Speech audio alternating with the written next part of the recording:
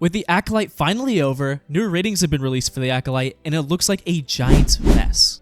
After taking a look at the newest ratings for the Acolyte, it seems like this show is a bigger failure than we all thought. With a cost of around $200 million, this show has been a massive failure for Disney, and here's why. But before we dive into just how bad the show really was, remember to leave a like and subscribe, as I'm on the road to 1,000 subscribers, and I'd love for you guys to be a part of it. When looking at the Nielsen ratings for the week episode 6 of the Acolyte release, it is nowhere to be seen in the top 10, meaning that this episode had less minutes watched than The Man with 1,000 Kids. Again, this is a Star Wars show, and it's not even in the top 10.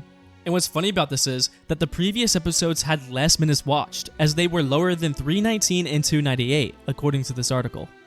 This means that the Acolyte is the least watched show in the lowest viewed Star Wars series ever, with it being one of the most expensive to make with a budget of around $200 million.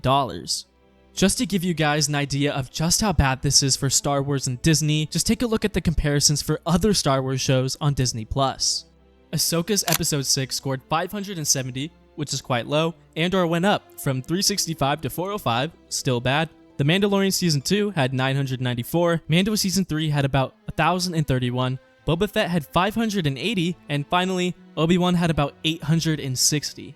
After taking a look at all of this data, all of this proves that this show did terribly for Disney, so regardless of whether you like the show or not, statistically this proves that Lucasfilm is burning their money away to focus on topics that nobody wants to watch, like identity politics. I also want to quickly mention that despite how good Andor really was, this data shows that it really doesn't matter how good something is, it's just gonna bomb for them because they pushed away all of their existing fans and nobody cares anymore. They killed this franchise and these numbers show. It gets even worse for Disney and Lucasfilm because not only did they lose $200 million, it's actually quite more than that, as that's just the amount it took to make the show, and we're most likely not even considering how much marketing costs for the show. So with all this information about how bad this show bombed, will there be a Season 2 of The Acolyte? Well, let's get into that.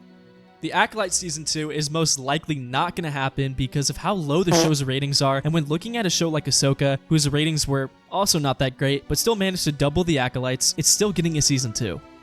So based off of Disney's own logic, The Acolyte will probably not get a Season 2. This article also mentions that, supposedly, Leslie Headland is done at Lucasfilm and hasn't heard anything about a Season 2. Which, if you're asking me, means that they're like, nah, fuck this show.